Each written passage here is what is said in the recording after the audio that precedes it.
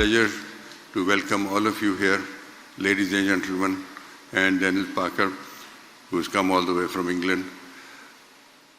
I think so much has been said about Miller tractors that I don't need to repeat all that.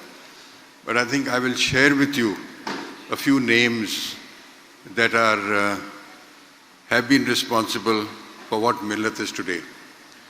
To start with, Rana Khudadad Khan. He was the founder of Rana Tractors in 1964-65, and I think they had started this organization, and they carried on for a few years, and in 1971 the government decided to take over all these companies, and Miller Tractors was nationalized and taken over by the government Ministry of Production, under the control of Ministry of Production. It's important to say that at that time, Miller Tractors was probably selling 1,200 tractors a month, or maybe 10,000 tractors a year. But gradually, after having come into the public sector, the company decided to expand its operations, and I think we were able to get major portion of the market even at that time, and we started increasing the capacity, and the value of our sales went up from 1.5 billion rupees a year to almost 44 billion rupees a year, which,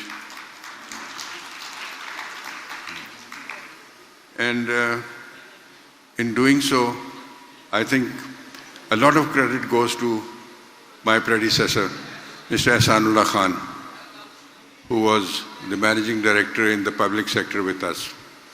And he encouraged me, as I was in charge of the technical department, and all my technical staff, to start indigenization of the tractor, which was of course the government policy.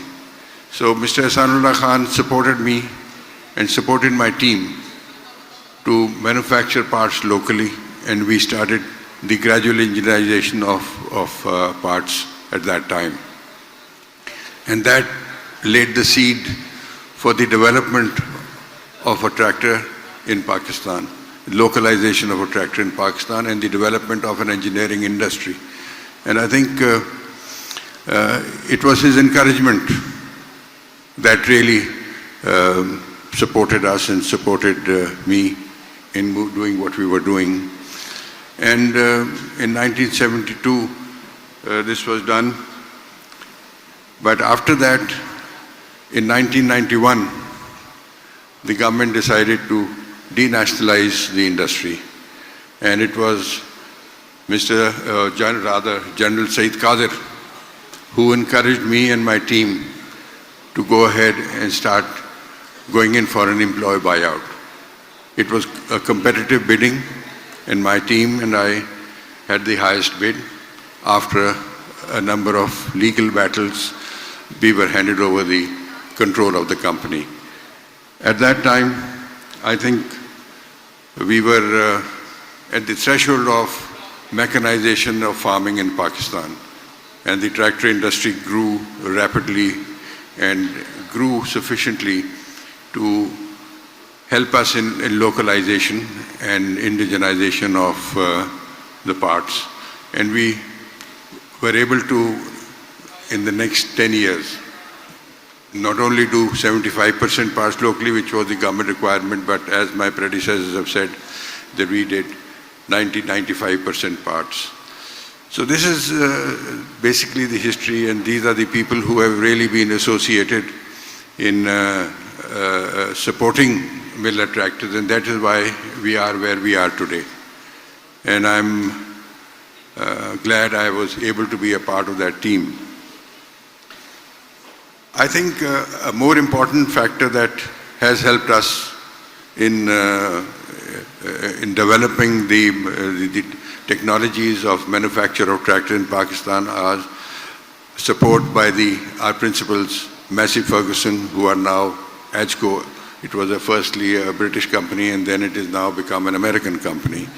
So they are giving us the support. They have given us the support both in manpower, technology, and by placing people in Pakistan to achieve what our government had asked us to do.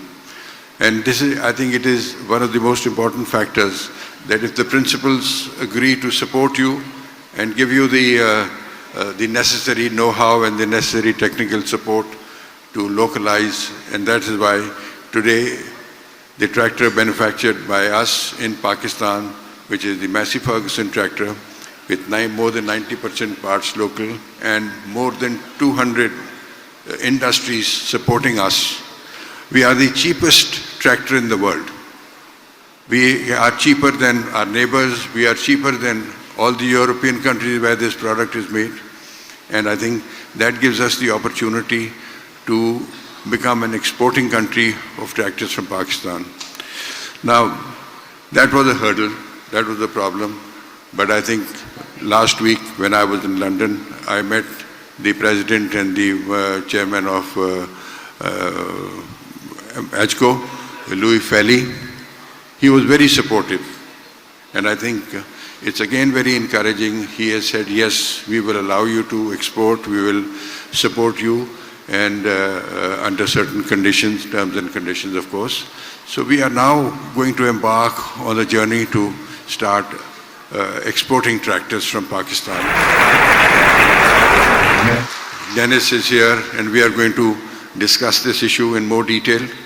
And I'm sure we are going to, as has been done in the last 60 years, supporting each other. We are going to support each other even now. And in consultation with each other, we will also look at all the possibilities of exporting from Pakistan to the other parts of the world. We have already exported in certain parts of the world, but it will be done in a better manner.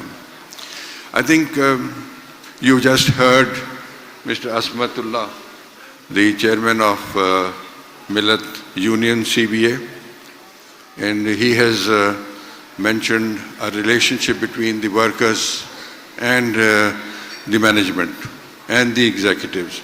I think it's a very cordial relationship, and I think it is one of the main reasons, main factors that has supported us in development of this product in Pakistan, and to be the leaders of tractor manufacturers in the country.